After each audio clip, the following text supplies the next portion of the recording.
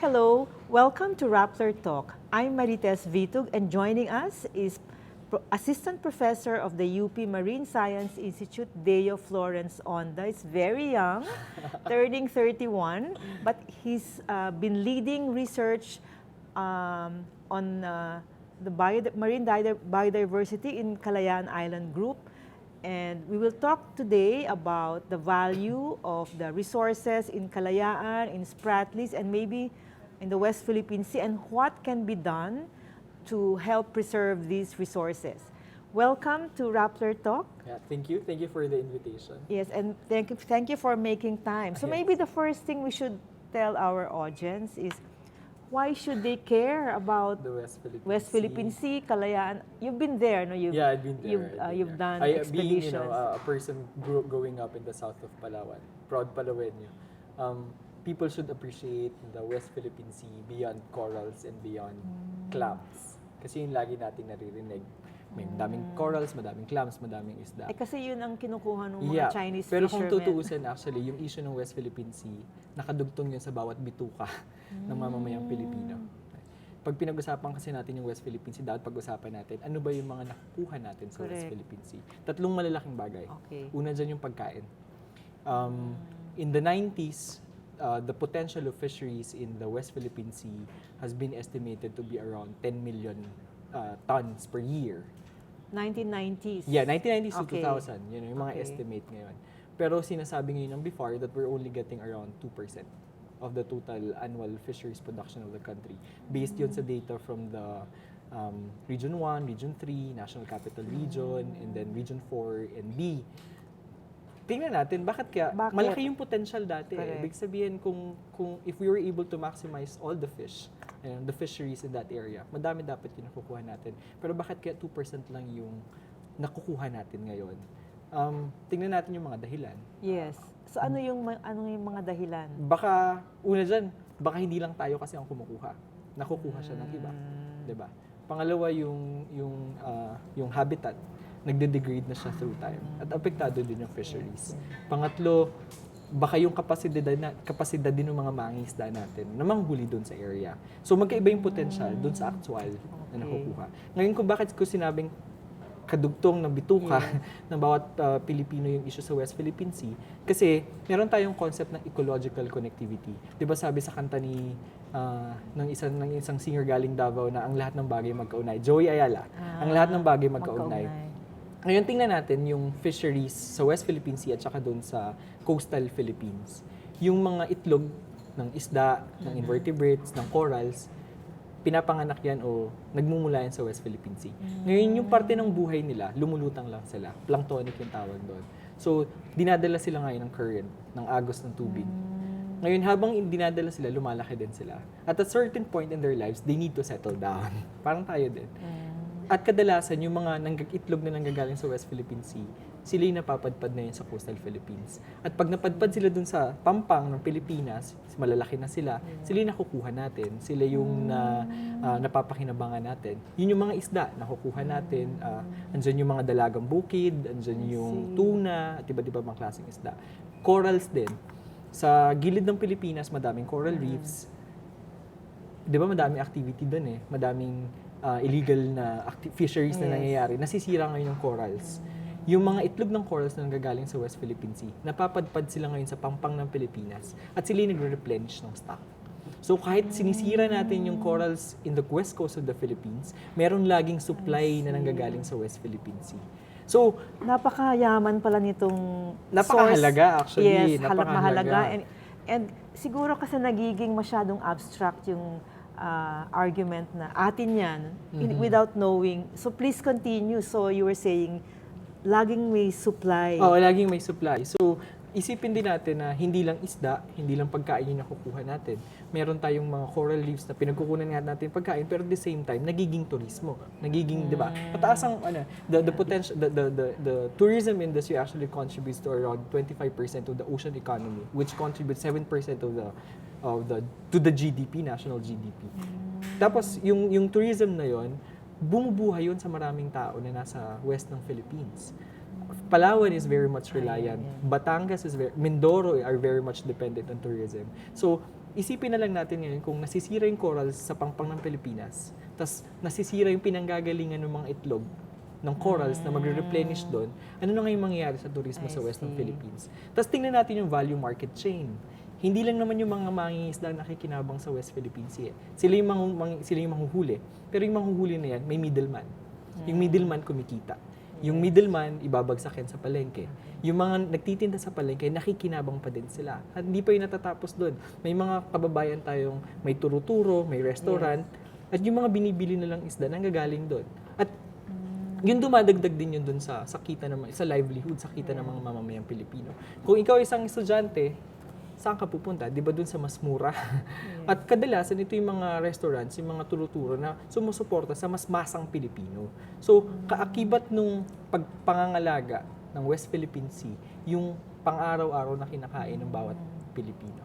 So, hindi natin siya dapat isipin na dahil malayo siya, wala tayo dapat pakialam. Kasi kung tutuusin, nabubuhay tayo dahil sa mga nangyayari sa West Philippine So, Sea. importante din na how do we protect the resources kasi yun nga, merong illegal din na fishing doon, pero hindi lang tayo. Oo, we need to acknowledge That there are others, maybe China, maybe Vietnam. Yeah. So, anong pwedeng magawa ng hindi lang Pilipinas, kundi itong mga surrounding coastal countries? Yeah, I think we also need to acknowledge the fact that the situation in the West Philippines is very complicated, right? Yung pangangalaga kasi, nagiging komplikado siya dahil dun sa political na problema na meron sa area. Dahil nga sinabi ko kanina, meron tayong konsepto ng ecological connectivity. Pwedeng yung coral reefs na nasa Kalayaan Island Group na parte ng Pilipinas ay nakadepende dun sa coral reefs na nakalagay naman sa isa pang teritoryo, halimbawa Malaysia o Indonesia. Kung gusto kasi natin protektahan ng isang lugar, kailangan pinoprotektahan natin yung pinapanggalingan at pinoprotektahan din natin kung saan pumupunta yung itlog. So, it's a source in a sink. Ngayon, dahil yung mga coral reefs nakakalat sila sa buong South China Sea at sa Spratlys Island Group, we need to work with the other countries. We really need to have an international cooperation that is, that does not have any prejudice to territorial dispute. Let's put humanity and let's put the environment, at the forefront. Pag-usapan natin yung paano natin paprotektahan bago natin pag-usapan yung teritoryo. May efforts na ba in the past to start this? Kahit regional cooperation muna on making this a marine protected area? Yeah, I mean, the scientists, so you have the high politics and the low politics. At the level of the scientists, napag-usapan na tumatagal ng panahon. Nagbabasa ako ng report. I mean, I'm turning 32 by the way.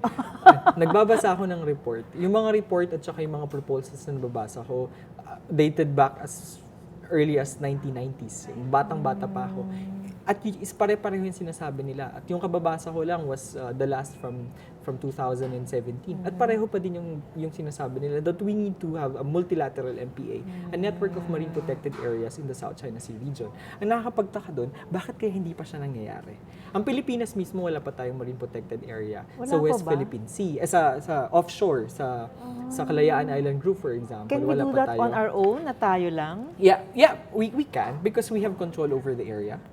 We have capabilities din naman to police and then to monitor our area, right? So maybe that could be a first step.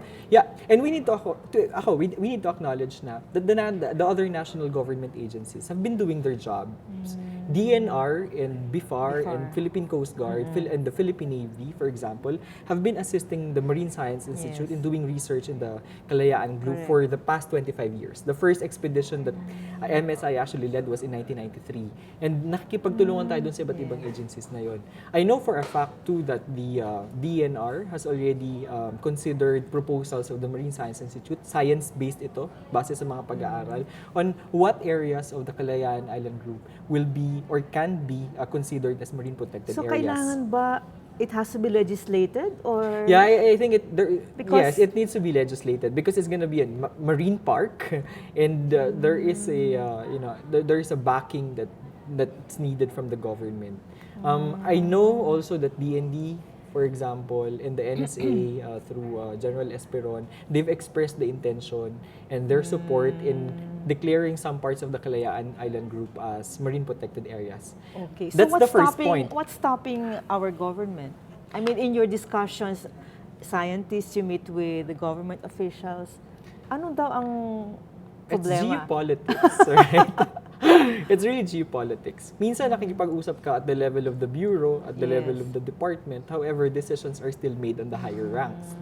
So minsan, if it's not aligned with the national policy, national foreign policy, then it can be shelved.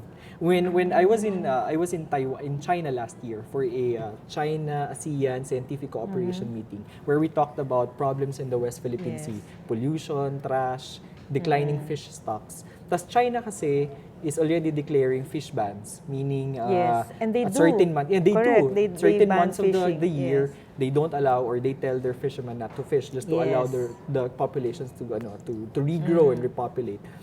Tapos the China representative, I asked the other ASEAN countries, ba't hindi nyo kami sinusundan? Ba't hindi kayo sumusunod doon sa ban na sinasabi namin? That's the problem. If the other countries kasi, they feel that if the other countries would follow China, then they will already be recognizing the authority of I China see. over the waters. Okay. Although, lahat naman kami nagkakasundo na kailangan talaga ng fish ban. Kailangan natin ng closed seasons for fishing. So, andun yung politics, andun yung recognition na merong siyensya. Pero andun yung recognition din na merong politika. So, ang isa nating problema sa South China Sea region, ito din yung binanggit ni Professor Lagman from DLSU, wala kasing fisheries organization sa South China Sea. Walang international organization that oversees fisheries. Meron tayong international organizations in cooperation about scientific research. Meron tayong mga bilateral na agreements in between countries. How about International Maritime Organization? That doesn't cover fisheries, no? I'm not aware of any organization that actually interesting. oversees fisheries. We have, I know that there are already also agreements about maritime shipping, transportation. Yes, I think that's IMO, right? Yeah, and there's also agreements to protect migrating species such as turtles, dolphins, whales. Pero for fisheries, we don't have one. Wow, that's important. Sabi nga namin, no one argues about fish, but no one wants to make up an organization to protect fish. It's a fishy issue. Yeah, No, I'm just probably. No, It's a going very back big issue. to your, kasi very interesting nga ito, parang you said, it's a source of food, yet hindi natin, as a government, we can do one thing, is make this a marine protected area, but there's politics. I don't know, maybe have you discussed this among scientists of the ASEAN countries? That's one thing that we're doing, right? We also need to acknowledge that the scientists from the Philippines, from UP and other institutes and other institutions have been really doing their job in trying to push for a multilateral MPA and in different avenues, different conferences, different platforms. Pero yun hindi ko rin alam, tinatanong yung mga professors ko, bakit hindi nag-take off? Sabi nila, it's really politics. Yeah. Pero in our own little way, we're trying to, to talk to other scientists and do something. For example, I know in the early 2000s, there was a joint expedition in the Spratlys Island group between Vietnam and the Philippines. So pumunta yung dalawang grupo doon, they did science and they tried to, isa sa mga, papakita ko lang, isa sa mga libro na ginawa, for example, ng scientists natin. Yung The Kalayaan Islands or Natural Heritage. It was a survey na ginawa nila at talaga naglatag na Kalayaan Island Group is not only economically important, but also ecologically important. So, yung mga pag-aaral na gano'n, marami siyang naibibigay In the next few weeks also, I'll be joining an expedition again, going to the Spratlys, as part of an international scientific cooperation and expedition with Malaysia, Singapore, Indonesia, and Taiwan to understand what's happening in the South China Sea. Ba't hindi nyo kasama ang Vietnam ngayon? There was an invitation. I think it's more of a problem with scheduling, logistics. So what will be the purpose of this? The expedition is really to understand the oceanography, how the system is changing, how it's working, also look at plastics pollution. Kasi when we went there, it's a hot issue. Yes. Parang double whammy nga, sabi ko, meron kang problem with politics and then you really have problems with the environment. Tapos yung plastics pollution pa. Yeah, one of the objectives is to really look in detail yung plastics pollution in the So if area. you were to rank yung threats to Kalayaan Islands, to the West Philippine Sea, anong unang-unang threats to our Humans. fishery? People? Yeah, people. And then Yeah. plastics? No, but No, I plastics guess, come from people. Yeah, it's more of the activities, I right? So see. you've got pollution. Pollution is really one of the problems in the entire South China Sea region. Yung domestic waste natin, yung industrial waste natin, lahat kasi yan Pwede binabagsak bang natin i-quantify yan kung saan nanggagaling? Yeah, they can be done. I think there are certain studies that looked at it kung ano yung contribution ng different tributaries. Yes. Kasi lahat naman bumabagsak sa ilog at lahat ng ilog pupunta sa Pilipinas, may tuminginan yan. Pangalawa dyan yung destructive fishing and IUU. Ano yun? Illegal, unregulated, I and see. unreported fishing. Okay. Right? Kasi hindi natin nakikita. Yung use of dynamite? Yeah, use of dynamite, use of trolls, use of yung dredging, yan kasama dyan. Cyanide fishing. So, ang problem kasi is, yung fishing, pag nandyan yung habitat, pwedeng alam mo, basta meron kang habitat na healthy, yung fish mo can regrow, can reproduce. Ang problem is, tinatanggal mo na nga yung stocks mo, pinapatay mo pa yung tahanan nila. Then how will the ecosystem be able to bounce back? So yun yung isa sa mga problema natin. Tapos andyan din yung climate change issue. Climate change, warming temperature, ocean acidification, kasama dyan. Coral bleaching basically. Our corals will probably die. Species migration because of climate change. I was reading a report or a study done by a colleague of mine, and they were saying na with rising temperature, our fish stocks will be really affected. There is a expected decrease in the biomass by 14 to 24%. Tapos the metabolism and the reproduction will be affected, so bababa din yung kanilang production. Andyan din yung problem with species migration. Masyado nang mainit sa equator. Yung dahil mainit, yung mga isda pupunta na ngayon into subtropical countries, in even temperate regions. And it's a pattern not just in the part of the South China Sea, but it's a pattern being observed all Elsewhere. over the world. Let's say the Philippines can declare parts of West Philippine Sea or South China Sea marine protected area. Okay, let's say na-achieve yun. What steps will the Philippines take to protect the fisheries and the coral reefs?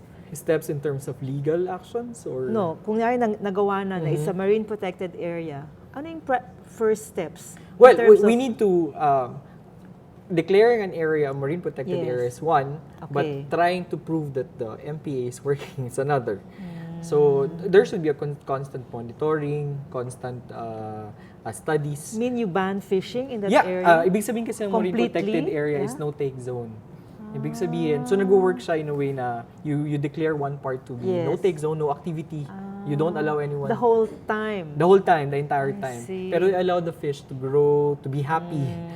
Because they're growing, because they're happy. There's a lot of them, right? I And some of see. them will go out. So yung tinatawag ng spillover effect. Yung spillover, yun ngayon yung pwede mong i-catch. So you're maintaining this certain population of the fish or the stocks that, would constantly or continuously be productive. So hindi mo this has worked tinatanggal yan. in other This has worked in other areas. A lot of studies have shown that MPAs through time have been increasing their diversity, their abundance, and also the biomass of the fish. Ang problem lang is there should be a consideration on how much the MPA should be. Hindi siya pwedeng maliit lang. Kasi the idea din is home range siya. Kung malaki yung gusto mong i-preserve na species, dapat mas malaki din yung area. And second, you should be able to monitor and then Correct. police and then protect it, right? So, kaya nga, declaring one area to be protected is another. And then doing something to really protect it is another thing. And I think the government, we need to accept the fact na talagang medyo kulang tayo in terms of facilities, Yes, in terms yes. of equipment, in terms of manpower din. It's the same thing with science. The reason why we don't know much about the West Philippine Sea and most of the South China Sea region is because the Philippines had been very much limited in our capacity to do ocean research. MSI just got our own vessel after so many Yes, years. so you used this in your recent trip to Calayan Islands, right? Yeah. You mean MSI got its first vessel? Yeah, we got our first research vessel. Thank you to UP. UP system, it was funded by the UP system. If there's one thing that really came out or is coming out of the issues in the West Philippine Sea is that I think the support for scientific research was a bit parang na-induce siya, na-stimulate siya in the past years. I think the government realized that we have a lot of waters around us that we need to protect and that we need to study. So investments in marine science research has really increased in the past years. For example, MSI is now in the process of procuring 4 more vessels with the support actually of the national government. And the idea there is that it will allow us to increase our capacity to do ocean research, not just in the West Philippine Sea, but also in the Philippine Rice, Benhambang, archipelagic Philippines, and also Sulu Sea.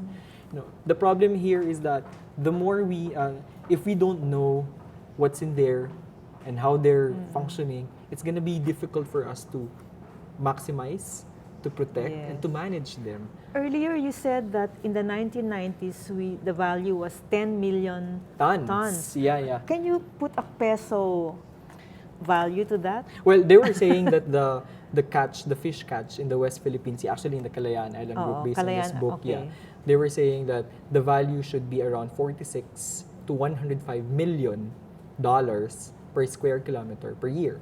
Per square kilometer per year? Yeah, wow. per square kilometer that's a lot. Yes. Right? So, but as of the 1990s? Yeah, that's the estimate in the 1990s. This book was published in the early 2000s. Okay. But if we are only getting around 2% of the entire fisheries catch of the country year by year, I think we have a problem there. Yeah. So, we need to really tease out kung bakit ganun kaliit yung nakukuha natin sa West Philippine Sea. Kasi imagine, foreign vessels are coming into our waters and fish there. Yes. Pero the Philippines is not getting a lot. Then probably there's a mismatch somewhere. And that's I think where it's not the supply, it's the Yes. capacity to really harvest the supply. And that's also where geopolitics And that's where the comes in. geopolitics comes in. Yeah. And also, I wanted to ask you, because in the Philippine case, arbitration case, the Philippines cited the construction of artificial islands. Yeah. So, naka-apekto yun, definitely, di ba, sa supply ng fish? Yeah, I mean, the artificial islands covered vast amounts of coral reefs, right? It did not only it really killed the ecosystem. So imagine aside from provisions kasi, and then the habitat that support life, and the ecological connectivity that replenish the supplies of fish in the coastal Philippines, meron ka pa kasi tinatawag na undervalued ecosystem services. So hindi lang pagkain na nakukuha natin, hindi lang turismo.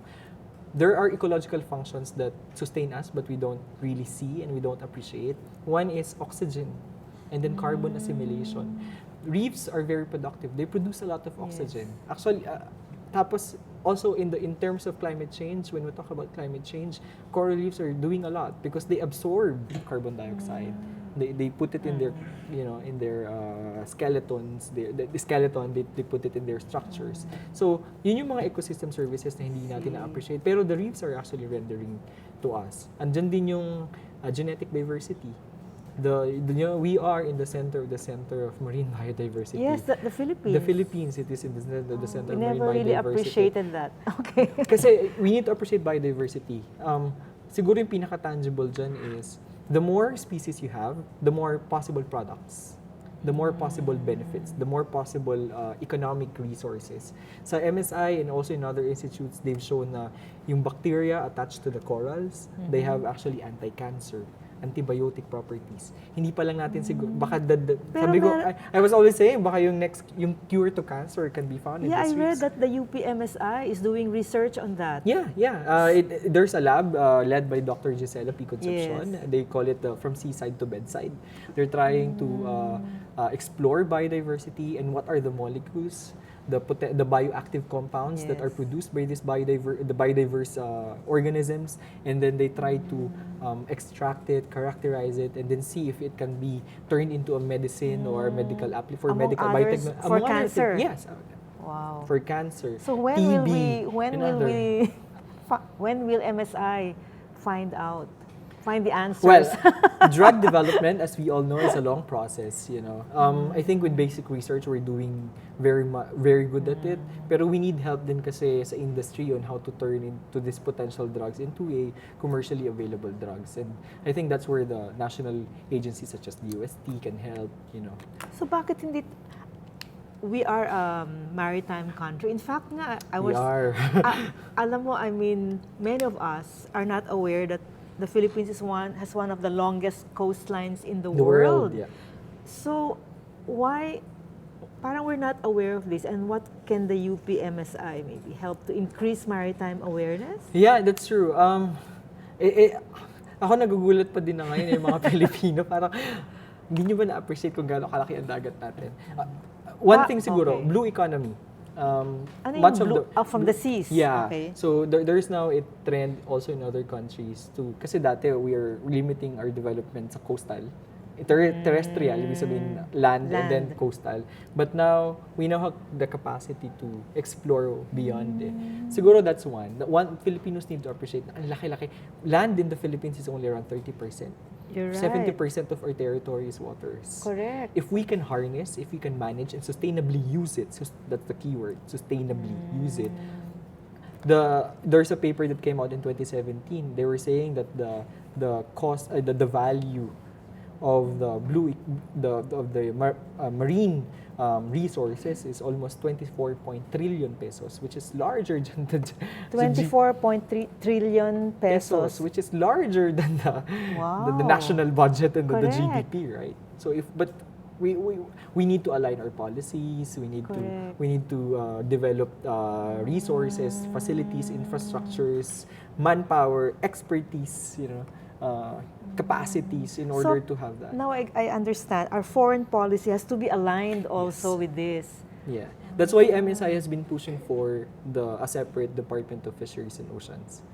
Kasi when we talk about fisheries, sometimes it's very economic, right? But when we talk about fisheries in the context of a larger ecosystem, which is the ocean, then we might be able to have a good balance between ecology and economics. So you mean the BIFAR under DNR should be spun off, or an entirely different department? Yes, we are proposing for an entirely different department for fisheries plus oceans. So it's being done. Indonesia has a similar structure. Canada, where I did my PhD, has a similar structure. And in Canada, you don't only do fisheries. You do research first, and then you do manage your fisheries. So medyo streamlined yung kanilang understanding of the fisheries and oceans, because they're looking at fisheries in the context of a larger ecosystem, which is the ocean. They need to understand first the ecosystem in order to manage a component of it, which is fisheries. So are you working with some congressmen? Yeah, I think is there a bill now pending?